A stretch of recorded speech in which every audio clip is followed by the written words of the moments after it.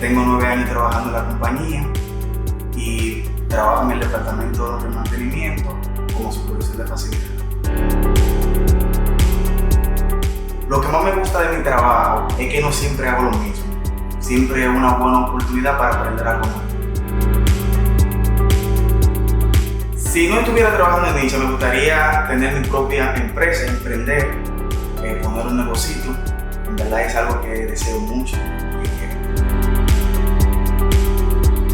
Una historia que recuerdo fue el día que hicieron el día del pelotero. Ver a las personas venir vestidos de pelotero fue muy chulo y en verdad me gustó, ya que la pelota nos representa